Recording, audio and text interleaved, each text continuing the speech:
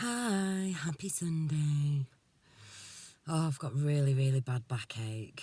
I've had it for about 3 days now and it's fucking driving me mad. I'm really, really tired. My mum and dad are looking after the kids for a bit, so after releasing a little bit of chat now, I'm gonna go and have a nap. Oosh, it's got swimming later. Oh my gosh, I don't like swimming. I don't. I think when my kids can swim, it'll be different.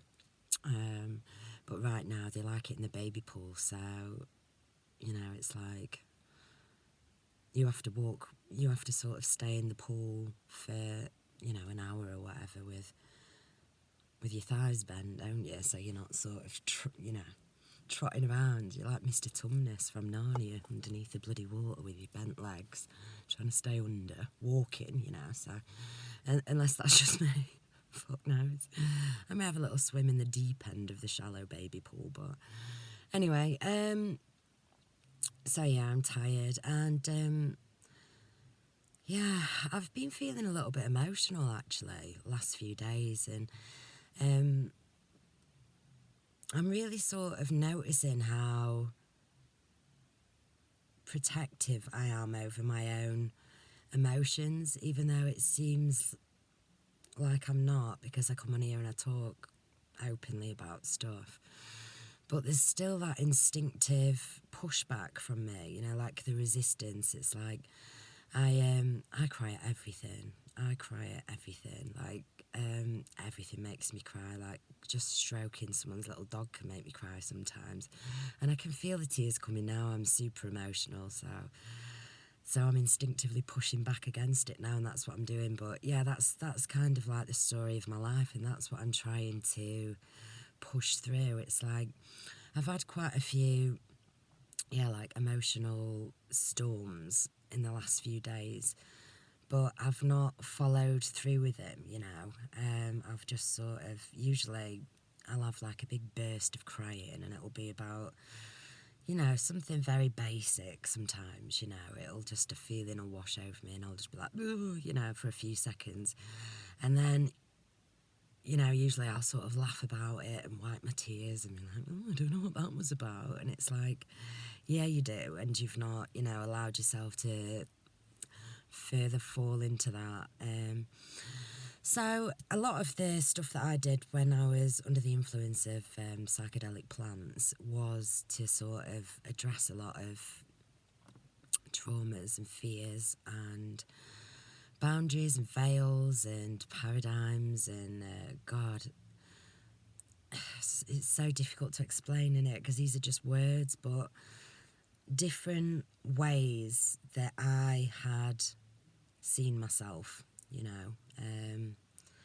and I got to see on psychedelics how that got planted, and then sort of I was able to work myself through these things. But I have noticed recently that there's some blockage, and it's kind of like I'm trying to think what it is, and then I sometimes think I get kind of like, so I spoke in my last video. I don't know if anybody continuously watches my stuff or not, probably not. But I was talking about this sort of darkness around this lady that had stuck with me, but that I could sort of see myself in her and all this. And then I listened to Adrian Elisa's last couple, and it was about the Black Lilith moon, and I'd looked at this when I was sort of really, really into astrology, just sort of, I think maybe September, October last year, and I'm still into it, but what I do is I go full throttle for a few days or weeks, into something.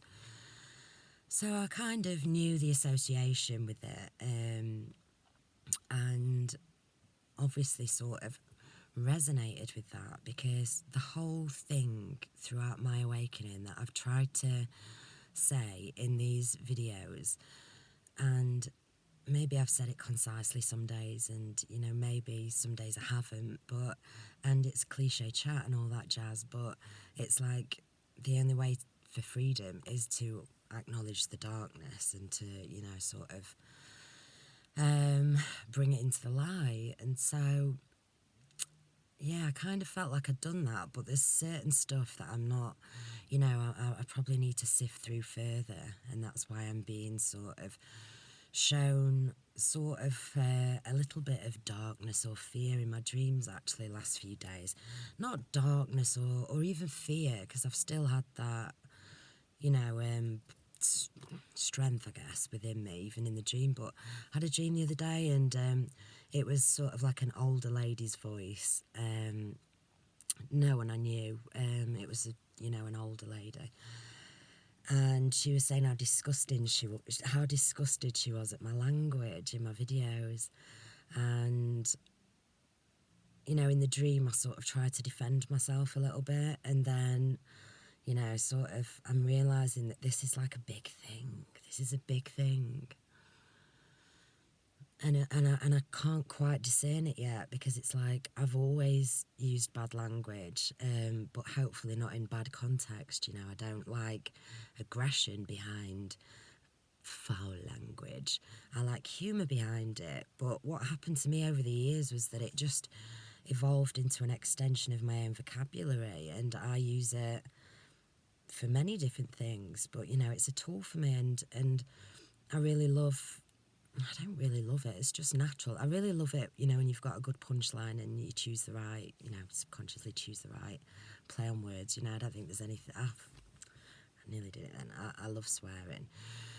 And, there's been times throughout my awakening where I felt like, oh God, I must clear up this language. Especially when I was sort of, I tried reading the Bible and stuff like that, and during that phase, I was trying to be bloody Mother Teresa, and so I felt really sort of bad about my language, and then got over it quickly, and I was like, no, don't be stupid. This is another trap. It's just you be you, and if I'm not intending to offend anybody, nobody should be offended. And I've never had anybody pull me up on my language, and it's disgusting. Like, it really is, like, on these videos. And I never really noticed it until I listened back to maybe a few of my last videos, and I'm like, whoa. So I thought to myself, why is this? So I'm going to really try. I don't think I've sworn, actually, and I'm 7 minutes in. That's amazing. If I haven't, that's probably the longest I've not done for ages. But I think because I'm so tired and ready for a sleep now as well, and I'm just sort of, it's almost like another veil removed, another burden or another armour. It's like I don't need to protect myself. I think I've used language to protect myself. I've used my voice for sure, for some really, not cool stuff in my life, like, and I've always felt like it was needed and justified, and I don't know who's doing the judging, but it's like I'm not keeping score, but I kind of always felt like I was justified until more recently, and I'm feeling this sort of just sort of being thrown into a whole nother perception or level of awareness around my own programs and past behaviours.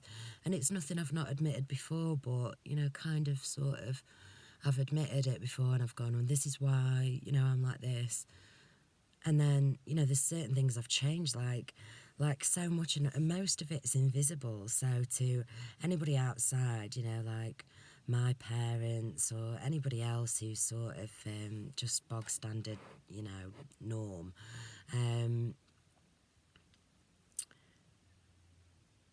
there's probably they probably couldn't see how it's been worth it all for me, to sort of open up my heart and what that means to me. And I know, but again, it's like nobody around me knows because I've got nobody around me.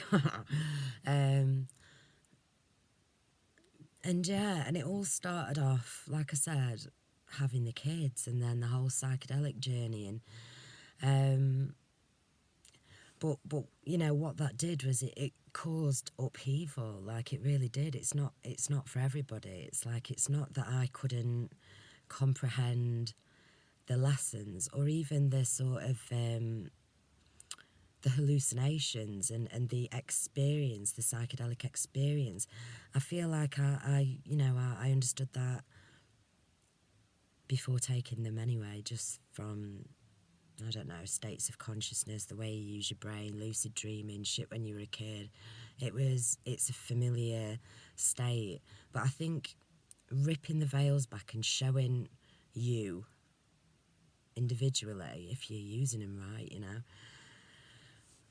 all the bullshit around and all the bullshit you've put up yourself as well, and it shatters paradigms. My life kind of fell apart, the awakening heightened it as well, because it was then like, what you're going to do about it then, if this is how you feel about this, that and the other.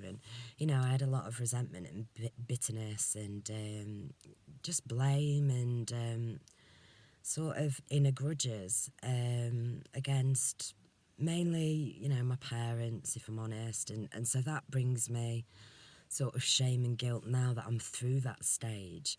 It's strange. I've felt a lot of sort of, I'm trying not to cry actually, and I don't want to, and I don't think I'm going to. Maybe I will, whatever. But it's sort of acknowledging how, because I always felt like I was the parent my whole life anyway. My mum and dad were like functional alcoholics, and it was quite dysfunctional, but normal life, I guess, comparatively.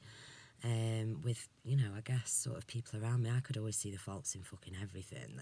I could see the faults in my mum and dad, so I could see them in everything, including myself, So it was like, I'd look around at other parents, and even if they didn't drink and they didn't argue and fight like my mum and dad did, they had their own, darkness and disabilities, I guess, that I was aware of, and I always felt quite, sort of like, yeah, mine are all right, because fucking, her mum's addicted to shopping and works all the time, don't give two shits about her, her dad's having an affair or, whatever. But mainly I think, parents just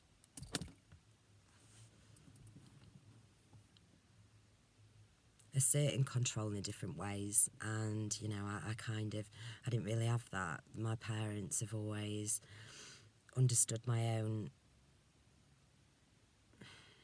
soul's independence or stubbornness or whatever, so it's like, I think it's kind of like they just allowed me to do what I needed to do, and they've got their own opinions about things I probably should have done or whatever, but I try not to feel any more disdain towards them. I've acknowledged it all too much, and then again come full circle and gone, God, it's that old classic sentence, isn't it? It's like the love you withhold is the pain you feel within, and that is so true, not just within myself, but when I look around at anybody else, like when I've been judging and blaming my parents, for example, and then I go, the love you withhold is the pain you feel within, and I've just always known that. And I think it's kind of why my life has been the way it is, or typical sort of like introvert or empath, I think, and just sort of feeling so much, just being so sensitive and feeling so much of others' stuff as well, and then feeling responsible for it, or sort of needing to heal it or change it or, fix it, get people to see things the way you do. And yeah, really funny, but I'm getting round to that point now where it's like, I'm really starting to feel my heart open up for especially my mum. And, oh yeah, it's going to make me cry a little bit, but, and, like, she's just great. She's great, and like, oh my God. Yeah. She's been great, and when I had my, like, when I started my awakening, and I sort of traced back the childhood trauma, I threw a lot of the blame on her,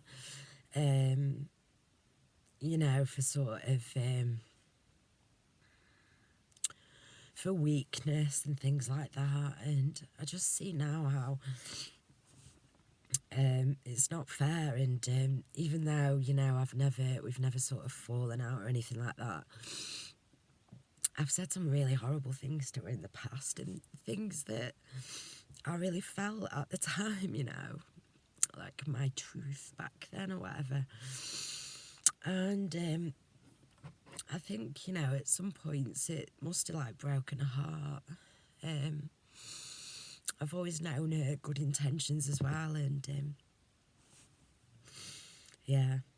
So anyway, I think I'm feeling like, as I'm releasing a lot of these well, they're not even subconscious, you know, they're so conscious for me now especially, but as I'm just energetically pushing it all away, I'm just left with love, you know, that's ready to pour out, and it feels amazing but kind of scary as well, like, because I'm not used to it.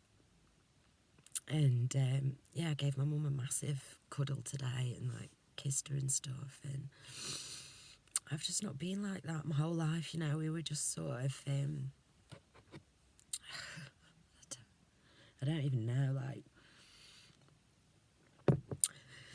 I guess I was so sort of cold. And I've mentioned this loads of times before in my videos, but my dad called me the daughter of darkness, and obviously it really used to piss me off, and I've poured through it a million different ways, but you know, in all honesty, that's kind of how my aura was as a child, like towards those two, you know, just sort of like full of grudges, and you know, I just couldn't let things go. The more they disappointed me, you know, the sort of the colder and more detached I became, the more I became, you know, sort of I don't know. And so yeah, I'm sort of like, I'm gonna go that was fast. I'm gonna go and have a nap now and just sort of try and think about this, and you know, try not to be scared of these new feelings. But it's like the whole of my awakening was like tracing back my own trauma, also acknowledging very old things that I still can't logically comprehend, you know, ancestral things. And actually, I just want to mention that recently I've really felt a connection to like ancestry of black nature as well. I don't know how to say it. Black people have been cropping up a lot in my awareness, and I've said before, sometimes I don't anymore, actually. I've not seen them for a while, but I used to get a recurring black family, a husband, a wife and 2 kids, and they would just pop up in my visions doing different things, you know, just like eating dinner or sitting together and stuff. So but anyway, so acknowledging my own and going, oh my god, you know, I didn't think that I was sort of traumatized, but you know, we all are. And it's nobody's fault, you know, it's just something that we have to sort of work through when we come to do it. And shit, what was I on about? So anyway, yeah, me acknowledging mine and going, that's come from my parents. At the same time, shit, I've just had kids, you know, and I'm in the middle of some heavy clearing and purging and spiritual awakening, and you know, just sort of, I could do without it, and then just being thrown with these huge sort of knowings and revelations about energetic trauma being passed on, you know, epigenetically through energy, and how in my fields, you know, that's the majority of it. And then realising, holy shit, you know, I can't do that. I can't be passing this anxiety and despair onto my kids, this nervousness, this vigilance, this whatever, you know. And that's when I started embodying my divine feminine, and it was powerful and shocking, and I really took hold of my life once I embodied this divine feminine within me. And It's really funny. I listened to MJ's talk this morning, and it was wonderful. I'm going to put two things down. MJ's chat from this morning and Adrian Elisa's Black Moon in Lilith piece, which is really important, I think, especially for women. So anyway, this was my whole thing. So then I had to change because I knew the cycle then. And so I did change energetically, and that has epigenetically had a really positive, beautiful change on my perception of life and my kids. Everyone's much happier and calmer and blah, blah, blah. And life's great, even though I'm still on this journey. But I'd never I've always said, I was sort of like ingrained within like typically masculine traits, but I don't know if that was a denial from my part. It's like typically masculine traits, sort of assertiveness, getting things in motion, doing things like that. I'm not good at all, and I never have been good at, I just meant sort of more being able to stand up for myself and the strength and the knowing that you're an equal. You're not less than because you're ABC, especially not, a female. But, when I've been looking into this Black Moon in Lilith thing and, sort of addressing as much as I can of my own dark feminine distortions, I'm questioning it all again, It's really interesting for me. I kind of went off. Yeah, MJ said this morning, she was like, you can't act out in your divine masculine, the positive divine masculine, if we're in denial of the divine feminine. And so I feel like that was obviously my journey as well, but I think I'm still sort of, I'm still needing to release and embody more of the divine feminine. I think I thought I'd sort of done it, but I haven't. And it's funny because like the more and more I find myself and peel away bits of me, it's like it's so typically feminine, which I never thought I was or felt like I was. But I think my energies were developed through defense mechanisms, because of my environmental situation and whatever. So but yeah, all about balancing the energies, the masculine and the feminine and blah blah blah. And so we've all got our own sort of proclivities, and I guess we're all just trying to sort them out. But 2233, I saw them. But yeah, so persecuted healer, fear of the power of creation, and females being in denial has been a big thing my whole life. And I wondered whether this was tying in with the swearing as well, and something I said in my last video about, we're all fucked up, and if I say I'm fucked up, it's all right for other people to say they're fucked up. And it's like, well, yeah, that is sort of a piece of it, but I feel like sometimes I'm denying my own need to say other things, other more important things, through being too self-deprecating, putting myself down, swearing like a fishwife, naturally, and it does help me and heal me, not swearing, chatting, in here.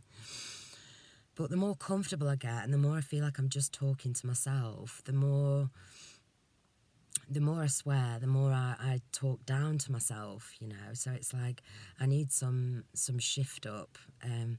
So I'm going to try not to swear too much. I might just put some beeps in if not, but again, not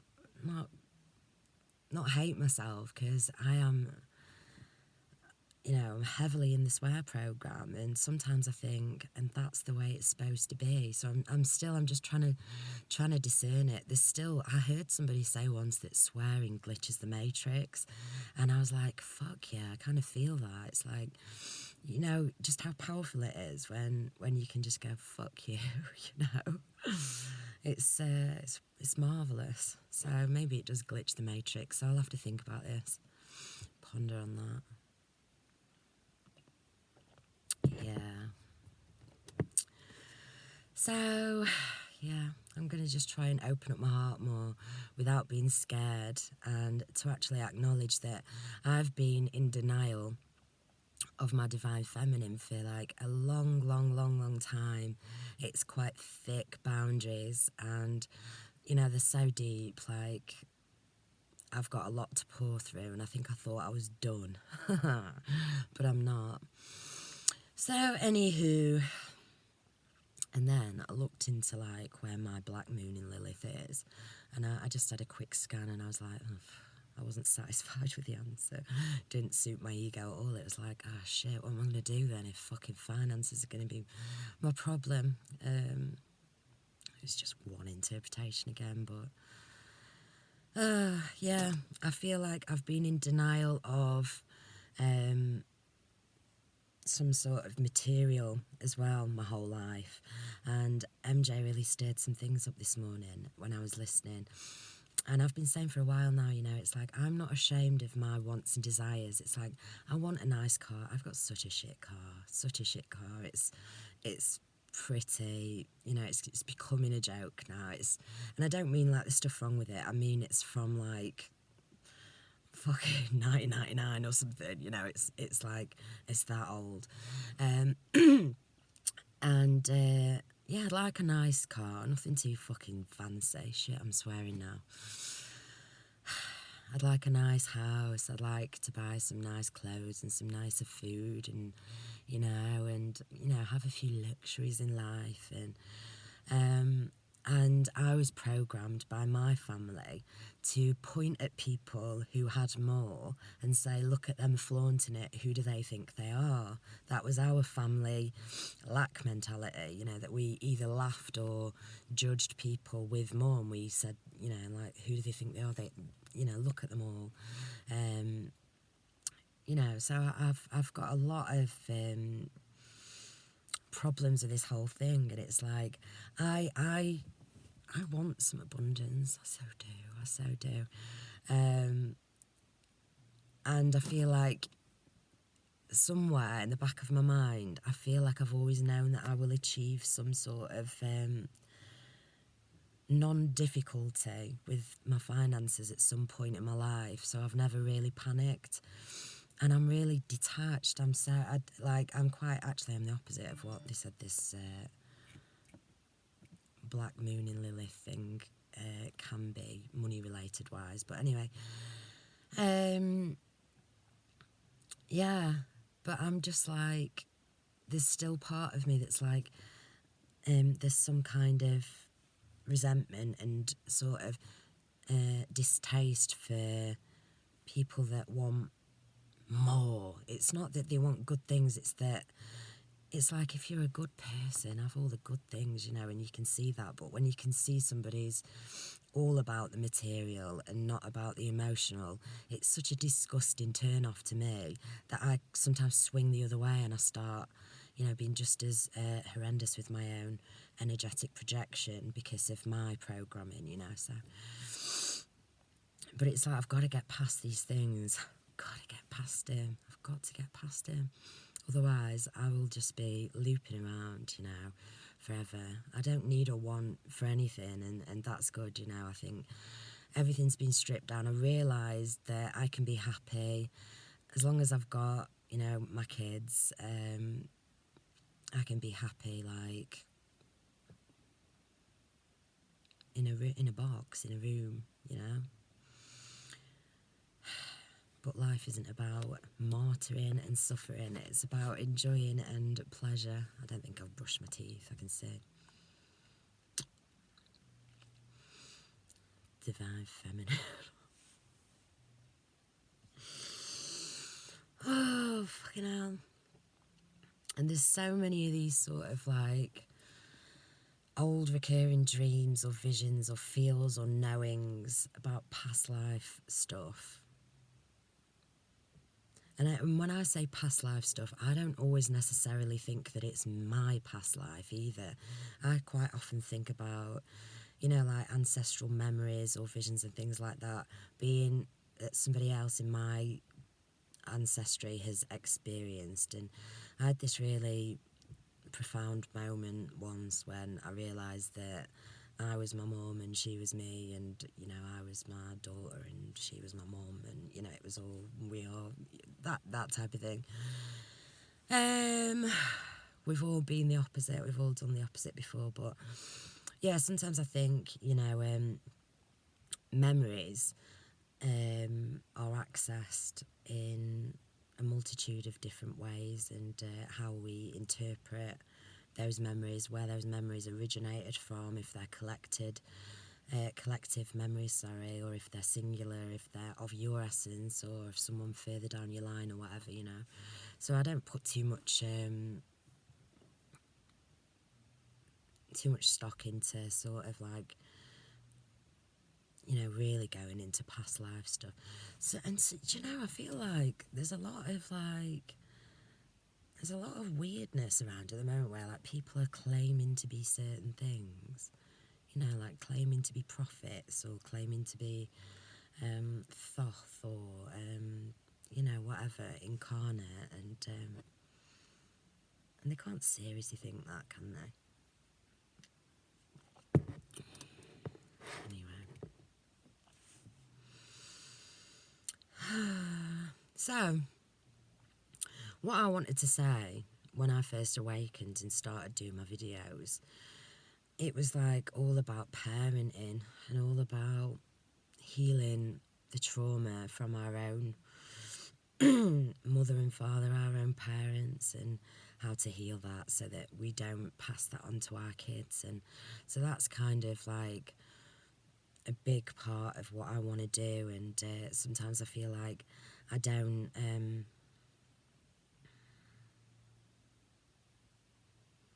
I don't know. Sometimes I feel like, because I've said things before, that I shouldn't repeat them, and I don't like rehashing.